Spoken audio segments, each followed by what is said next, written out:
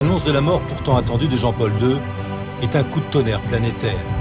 Les dirigeants du monde entier sont là. Les frères ennemis se croisent et se saluent. On marque une pause le temps d'une cérémonie. Tous les représentants des religions sont là pour assister à ciel ouvert aux funérailles de celui qui emporte avec lui un secret qui l'a mobilisé pendant 26 années. Personne n'a en tête son homélie du 13 mai 2000, consacrée à l'Apocalypse de Saint Jean. Pourtant, ce dernier adieu va lever le voile un peu plus sur ce secret si bien gardé. Pour cela, il suffisait de regarder la liste des absents. Les présidents russes et chinois manquent à l'appel, deux pays qui ont répondu l'athéisme communiste. Une même bannière qui allait partir à la conquête du plus grand gouvernement mondial qu'est le Vatican. Plus d'1,2 milliard de fidèles, un réseau planétaire et structuré, une richesse qui n'est plus à démontrer. Dès les années 30, Lénine partira à l'assaut de cette forteresse, comme le rappelle cette femme, ancienne dirigeante du Parti communiste américain. 40 ans plus tard, tous les partis communistes de la planète s'y mettent.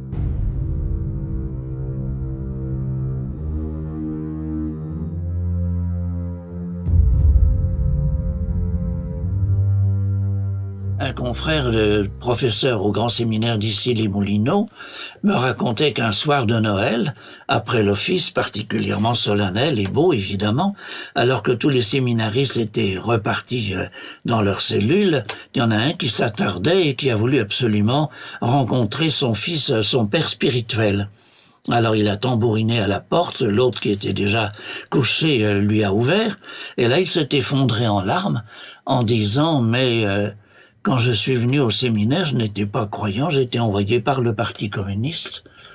Et voilà que maintenant, je suis bouleversé, je commence à croire, voilà, à vous rejoindre. » Et il avait ajouté, mais je ne suis pas le seul au grand séminaire dans cette situation-là, il y en a d'autres, mais il avait refusé de donner le nom de ses autres camarades communistes infiltrés au grand séminaire.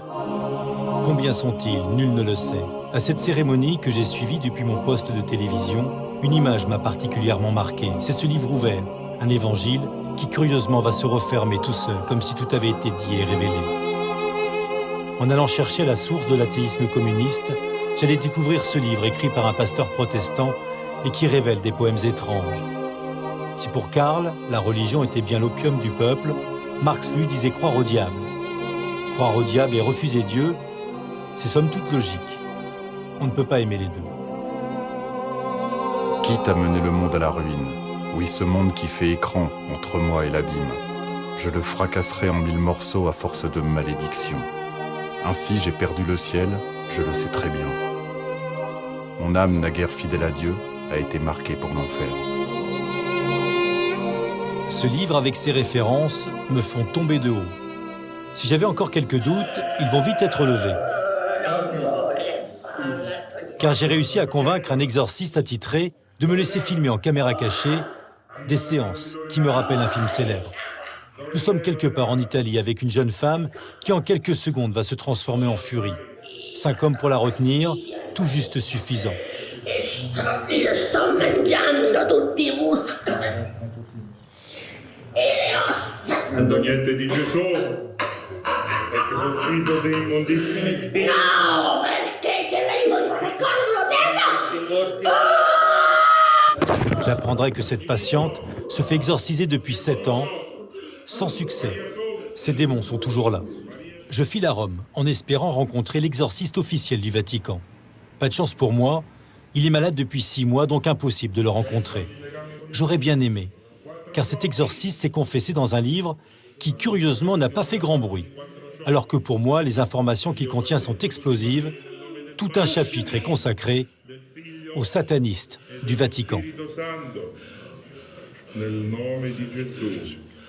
Nel nome di Gesù. Amen.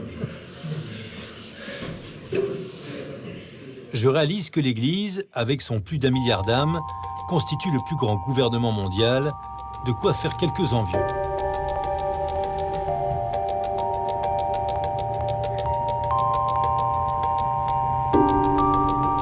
Victime à sa gauche de l'infiltration de l'athéisme communiste et à sa droite de la convoitise des sociétés secrètes, qui le sont de moins en moins, la barque de Saint-Pierre semble être cernée de toutes parts. Et cela ne date pas d'hier.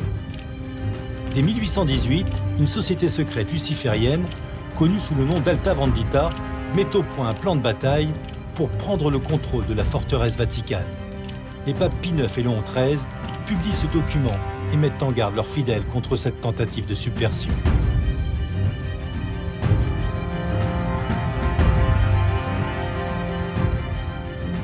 Je me rappelle que au moment du Concile de Vatican II, il y a un évêque qui avait oublié quelque part sa sacoche. Alors on a bien dû l'ouvrir pour voir à qui elle appartenait et la lui rendre. Et là, on a découvert la fameuse signature des 3 points, n'est-ce pas, sur ces documents. Mais en même temps, ce qui est encore beaucoup plus intéressant, il y avait des recommandations faites par la franc-maçonnerie concernant la liturgie.